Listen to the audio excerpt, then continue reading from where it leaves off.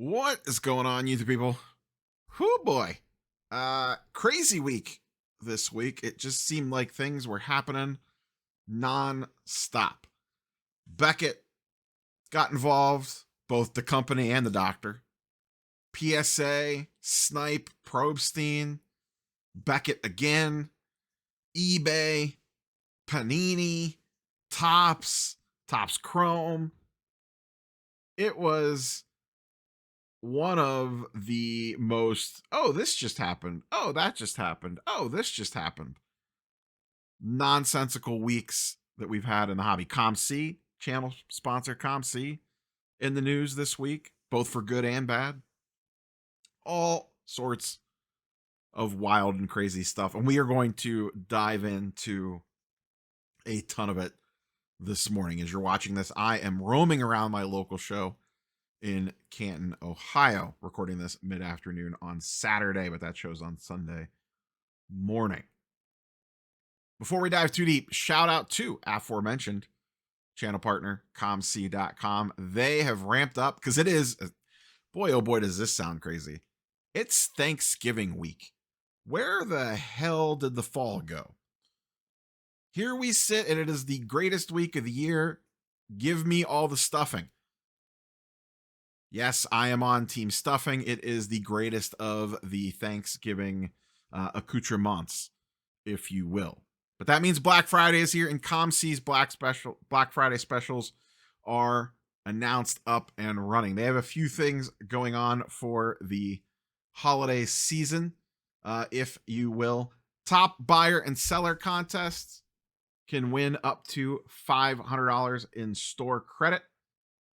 You can see the dates on there for that. There is also a Cyber Monday competition. In addition, some things that they already have up and running, just their normal seller promotions all weekend long. And then you could get access to ComC's complete historical sales database for anyone that deposits $250 or more in store credit. And then they also have a new user bonus. Get an extra $10 if you're new to ComC and you deposit $100 in store credit. That starts on the 24th, limited to the first 1,000 users. As always, ComC, your home for buying and selling. I, myself personally, am getting ready to ship them off another box. They were in the news this week, did a video on that. They did put out a formal statement. You could find that pinned in that video. I also shared it on Twitter and talked about it on Friday's video. As I've said multiple times, I am continuing with basically business as usual. I'll be shipping them off another box of cards here in the near future. We'll talk more ComC adjacent towards the end of the video. Upper Deck announced the Authority, which was one of the things that kind of slipped under the radar. And that does play in the ComC a little bit, but that'll be later in the video. First up, the biggest story of the week, Snype. For those that may have missed it, and I don't know how you could have, because it is all everyone is talking about, this is the new Patrick Ryan, Dr. Beckett, essentially, story of the week. On Monday, Snype auctions ended. It went poorly. The systems did not work. The site crashed. Things went sideways in a hurry. A lot of people were seeing that they were double billed. Auctions were ending too soon. Bids weren't getting through. Basically, everything that you could think of that could possibly go wrong went wrong. Tuesday, I believe it was on Tuesday, we find out that there may have been a significant data breach. According to the Elite forums, this has not been confirmed by Snype or Rick himself as of time of recording. It appears that there may have been a data breach where customer data was potentially leaked to folks. There was a Collect article on Monday that cited that even Probstein himself thought that he was the target of a cyber attack. As part of this, folks allegedly got access to the bid history and have been poking around, and boy, oh boy, the things in there do not look good. Now, we'll see what reasoning he has for some of this stuff, if any. At this point, honestly, I don't know what he could say to win over the court of public opinion. It feels like that battle has already been lost. But we will see how this plays out. As of right now, this is the website. It is still down. We have heard nothing in a full week. I would actually be curious. There are a lot of rumors circulating right now that he is potentially going back to eBay.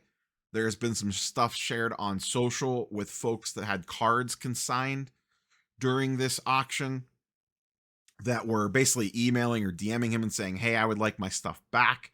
And the response was, according to these social media posts, oh, no, just hold off. I will have these up on eBay soon enough, or something to that basic effect.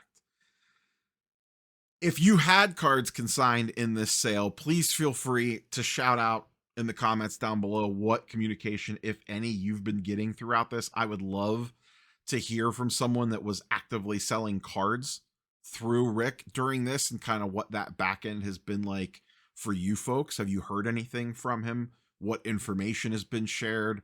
Have you heard anything about the eBay stuff? This is going to sound weird to say, I would be shocked if eBay takes him back. And I also would not be shocked if eBay takes him back. I would not be surprised in the least if early next week I'm recording a video that says Probstein's going back to eBay.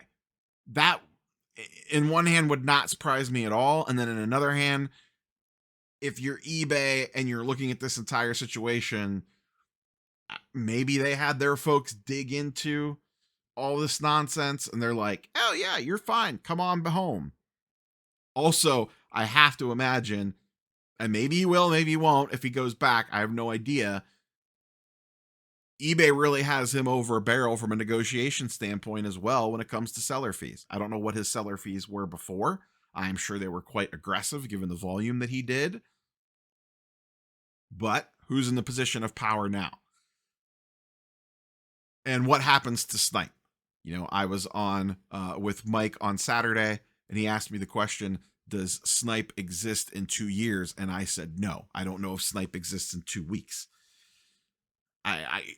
This was such a disaster of a launch outside of the elite forum stuff. And then you throw that gasoline on top of the fire. And this is coming off of the whole Patrick Ryan, Dr. Beckett conversations. It's been a really bad 3 weeks for the public perception of the hobby at large. I think that is fairly safe to say, regardless of what's true and what's not.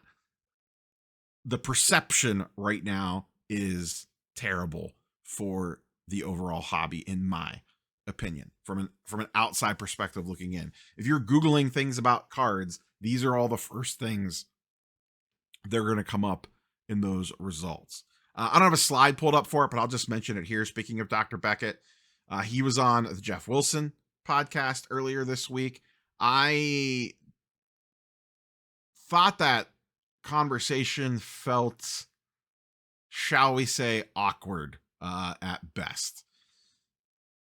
I don't know that there was anything super hard hitting that came out of there one way or the other, but the whole conversation felt extremely awkward. Like, you could tell Dr. Beckett was being very careful with his wording. You could tell Jeff sounded like was being a little careful with the questions that he was asking him. Just an odd situation all around. And he was also, on which I just got done watching this, he was on Hobby Hotline on Saturday doing a live, which, Dr. Beckett, props to you for going live in the current environment right now. Once again, nothing new came out of that. You can go check it out over on Hobby Hotline's channel. Awkward for different reasons, I'll say, because the chat, and I did not watch it live, I watched the replay, but the vibe that I got was that the chat was pretty negative. I'm not surprised by that at all. And you could see Dr. Beckett getting a little frustrated with some of the questions that he was getting over and over again, not necessarily from the host, but I think from chat, in regards to things that he said, things that he didn't say, things they wanted him to press him on harder, things that were semi out of his control. Go check it out. You'll see what I'm talking about on the Hobby Hotline interview. hopefully that puts to rest whether we like it or not. At some point in time, people are going to forget about that whole situation and move on. But it seems like it just keeps digging itself back up again, and then you have this Snype stuff thrown on top of it. So we'll see what happens with Snype going forward. If there was a data breach, he's going to have to notify folks, and then we're going to know. We'll see if he pops back up on eBay. The people that I feel bad for are what I mentioned earlier, the folks that can sign cards. You know, where are those cards? Like, what is happening with them? If you gave cards to him to sell, and now you're kind of sitting in limbo throughout all this, which is my guess on why he is probably trying to get back on eBay as soon as possible. Even if he resurrects Snype, he probably wants to try to get those cards to market for his customers, because I'm sure he's hearing it from them. So to be continued on Snype. We will see where that story ends up. Speaking of data breaches, I briefly mentioned this in the PSA video the other day.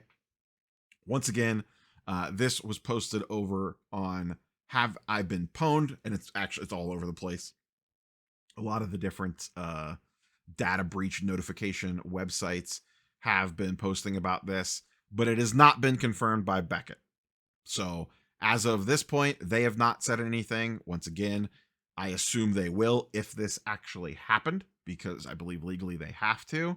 But it sounds like there was a Beckett data breach where a lot of information was shared out there. I know I went on here and you could do, check your email to see if your stuff was affected by it. And my email showed up in the compromised data list for this. So take that for what it's worth. You may want to go around and update some passwords on stuff. If you have a Beckett account or a Snype account, might not be a bad idea to do that this week. We'll see what the fallout ends up being from all this. And I know this happens in the real world pretty frequently. I feel like I get notices every few months about data breaches. It sucks. We'll see what happens with that. But this data breach, if true, is probably the more serious news. The more splashy and clickbaity news is them stopping all group submitters from submitting. This came out earlier this week via this is the post by PC Sports Cards. So I have done some poking around on this throughout the week, trying to figure out like what is really going on here. And everything that I can tell, and I have heard this from multiple folks behind the scenes, that the reasoning up front was that essentially Beckett is slammed with demand and they need to slow down incoming submissions. That was the party line by PC Sports Cards and a few others that were making posts about this. From everything that I could tell, and I speculated in the initial video that, maybe we give them the benefit of the doubt and this is actually legit. From everything that I could tell, that is the legit reason. Volume was starting to build up, turnaround times were starting to get long, and they wanted to get in front of it to head things off at the pass before it got way, way out of control. So, listen, I am the first one to sit here and throw a bunch of shade at Beckett for nonsense that they do. Props to them on this one. If everything that, like I said, I've heard this from multiple folks that are not connected to each other. If that's the case, good on them for getting ahead of it. Maybe, listen, they don't have the biggest grading team in the world. You're getting ready to head into the holiday season. You're already starting to fall behind. Seems like this one might actually be legit. And I am sure, the gem rate numbers will tell all. I think a lot of this, once again, is being driven by TCG. Pokemon specifically. Though actually, Beckett does get a lot of other TCG people in like One Piece and Dragon Ball like to chase black labels. Japanese Pokemon people like to chase black labels because the print quality is so much higher and you actually have a legitimate shot at getting them. And right now, black labels are really driving a lot of their business. It's been that way for a while. I did a video like probably almost a year ago talking about this, where people are legit chasing black labels on certain cards and it is driving a ton of their volume. And that still continues to be the case today. So we'll see what happens. From what I have heard, they will reevaluate at the beginning of the year. So we got a couple of months of this, and we'll see what the gem rate numbers look like. Once again, we have the gem rate numbers. We know what they grade every month. Now, that does not show incoming volume. That shows volume going out the door. So we'll be able to see, do they level off at a certain number and stay there for a while because they're basically at max capacity? And then when does that number start to drop off? When do they open things back up again? Time will tell. But basically, grading across the board seems to be slammed because in addition to that, PSA has announced that they are changing the way that they do their turnaround times and maybe added a couple extra days in the process. I did a video on this earlier this week. Essentially, if you missed it, prior to this change, your clock did not start until the package was checked in, which under normal circumstances, or under normal situations rather, would take a couple of days. In the current world that we live in, was taking like a month for bulk and value orders. Now your clock starts from the day your package is delivered, and the turnaround times were adjusted to reflect that. Most of the longer or slower turnaround times added 20-30 days on top of what was already out there to account for that check-in period. And honestly, listen, I know people are going to get pissed because the times look like they jump from 65 to 95 days or whatever. I think this is a positive change in the long run. I'm on social media a lot. I see the posts all over the place about, oh my God, my package got delivered a month ago and it still hasn't done anything. And why hasn't my clock started yet? So I think overall, this is a smart decision for the long term. I'm sure they'll catch a little flack in the short term. But as we move further and further away from this, I think this will ultimately be a smart decision to make this change and just kind of bite the bullet on this one. And we'll see what happens with their turnaround times. Florida's fully operational now. They hit a new time record in regards to volume last month. They seem to be trending in that direction again this month. Once again, we are heading into the holidays. More people want time off. Things slow down a little bit. So we'll see what sort of numbers they put out in November compared to October. If they get even higher, they flirted with 2 million. They didn't get quite there, but I wouldn't be surprised if they crack it this month. We'll see. Maybe Thanksgiving throws them off. But the demand for grading continues to be unprecedented across the board. We've had PSA basically completely backlogged for the entire year. SGC turnaround times are slow right now. Now, is that because they're super busy, or is that because they're being hamstrung? That part we don't know. We know now Beckett is getting hammered with submissions, so much so that they're stopping group submissions from sending them in cards. So it is the Wild West when it comes to demand for grading out there. Moving off grading. This one flew under the radar a little bit, I think, because of all the other news. And I was surprised by this. I think everyone's expectation was that the WNBA would be signing with Topps and Fanatics as soon as possible. But they re-upped their deal with Panini. So Panini will have WNBA going forward. There is not terms listed on this. We don't know how long this deal is for. But this is a big win for Panini, just in regards to keeping one of the, a lot of people won't think of the WNBA as a major license, but the cards are pretty popular. They sell quite well. And this gives them at least something to fall back on. And you'll get licensed WNBA Panini, it sounds like, for quite a while to come. They've obviously done a lot of stuff with the Caitlin Clark deal. And I did see, I think, did Paige recently sign with Fanatics? I think that happened. So that's a little bit of a loss for him. But keeping the license around is the biggest of deals.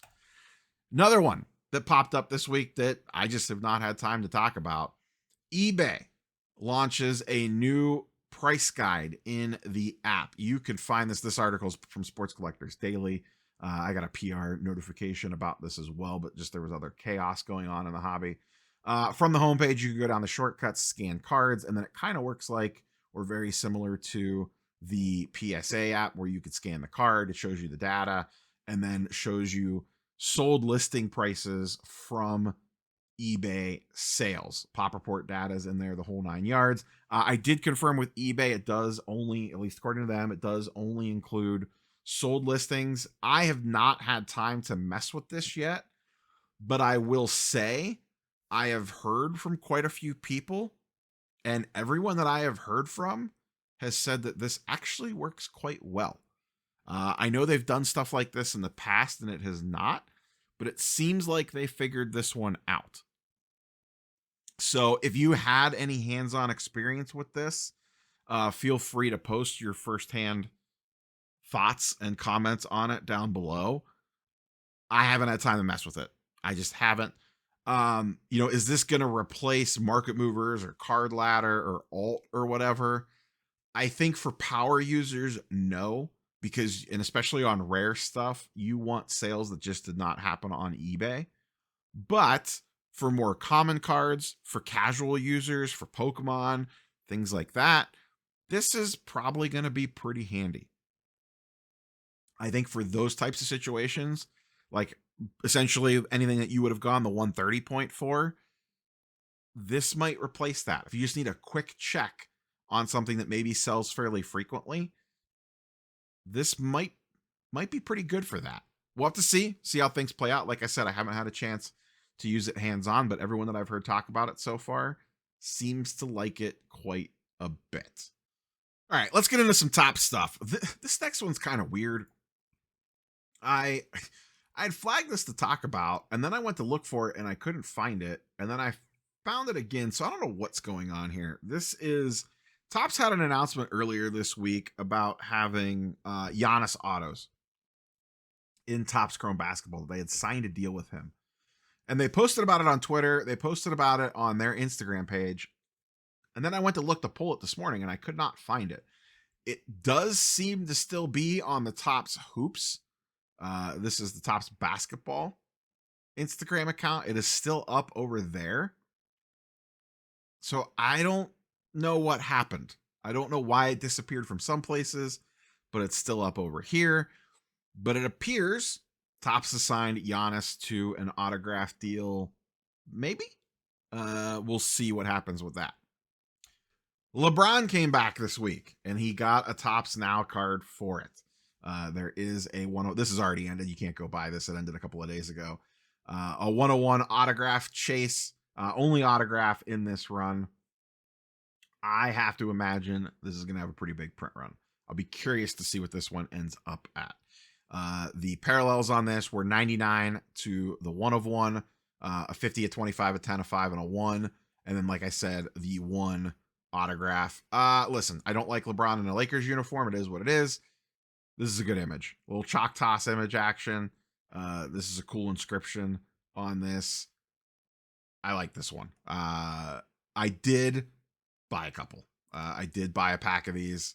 We'll see if I hit any of the parallels. In all honesty, if I hit something decent, I would most likely sell it. I just can't collect LeBron in a Lakers jersey. But I have a feeling the print run on these are going to be high. Topps MVP collection. This has brought back the Topps Dynasty Black with actually a pretty cool card. I'm not going to lie.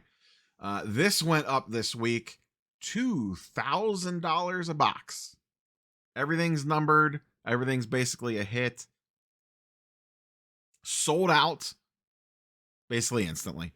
I saw some stuff on social where folks attempted to get boxes of this, logged in within the first minute, and poof, they were gone. This is a breaker's dream, I have to imagine. Though it probably you have to do serial number breaks or something, I would imagine, because given that the checklist is all Ohtani and Judge, I'm guessing you'll probably have to do like hit drafts or something like that for this product. And to be fair, it probably sold out quick because there's probably not a ton of boxes made. This is an all serial numbered product. The big chase, though, is this bad boy right here.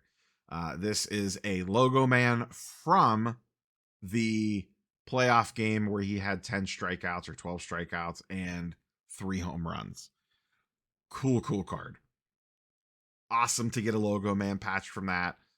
That's going to be a absolute monster of a chase. There is a Judge Mantle dual auto. We have this craziness from NLCS Game 4 with a bunch of different logo men from different pieces and parts. I'm guessing these are bases. Yeah, bases and then a ball. So they are going all in on this. There are some pretty cool cards in here. Not going to lie. There is some cool stuff in here. It's going to be super expensive for breaks of this. It's going to be super expensive for the singles.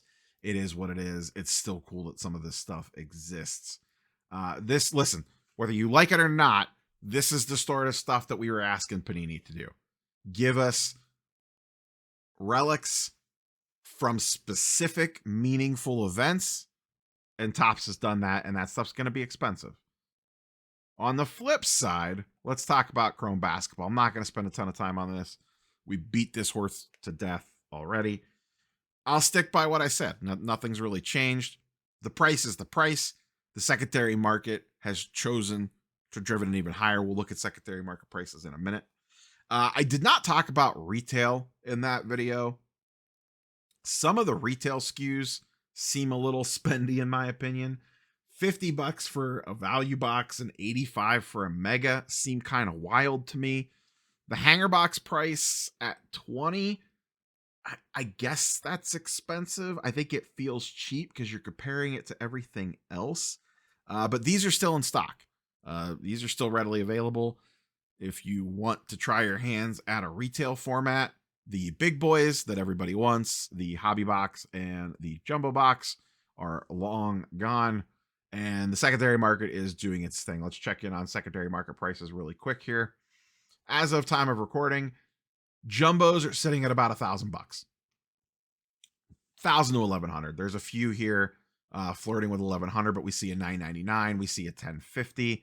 So it looks like they're settling in right around that $1,000 mark. Now we'll see when more inventory becomes available, because do keep in mind right now inventory is kind of choked a little bit. We have a artificially low inventory on the market. That will change when the floodgates open up. But then the hype and FOMO is going to start to grow as folks start ripping it and breakers start pumping it.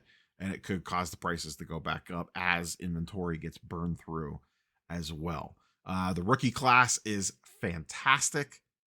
Cooper Flagg has really kicked things up lately quite a bit. He had a new career high just the other night.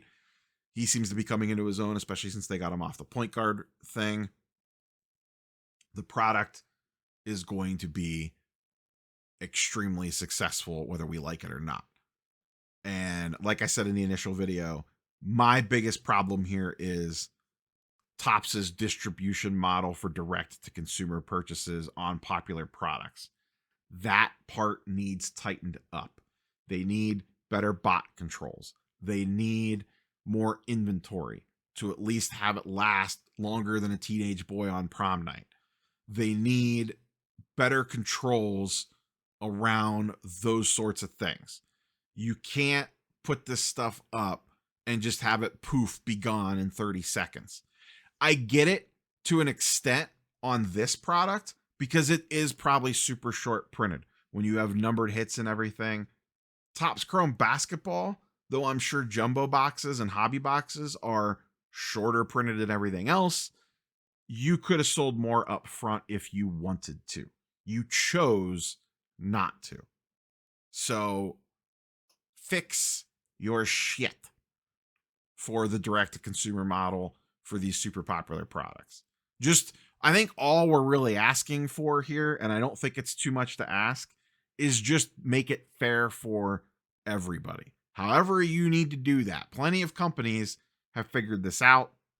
It's time for you to do the same, because this is only going to get worse. We have football coming. This was an absolute disaster. What do you think is going to happen when they put Topps Chrome Sapphire basketball up in a couple of weeks, probably? What's going to happen with that? It's going to be a mess. Though I will imagine that will be an EQL drop, so it might not be as messy, but good luck winning an EQL. But I would rather have that than what I experienced with this drop. That's just me personally. I know people are hit or miss with EQL. Regular hobby boxes, just to check in on those. Those are going for $500 plus a pop. Only one auto in there. I would much rather rip a jumbo than a hobby box for sure. The chance at 3 shots at an autograph are going to be the difference for me. This seems high for a hobby box, in my opinion. I would much rather pony up and buy a jumbo if I was going to spend the money on this. That being said, I am not buying either at secondary market prices. This is, in my opinion, too expensive. Maybe I'll buy some retail or something just for the hell of it, but I am not spending this on the hobby and jumbo boxes. I'll try again during the regular on sale right before the product releases, which I assume that they'll do. Maybe they'll do that one EQL. Maybe they'll have some better systems in place. I have no idea. I don't have a lot of faith in them at the moment for their direct-to-consumer model. One last thing to look at. No charts and graphs today. Way too much news.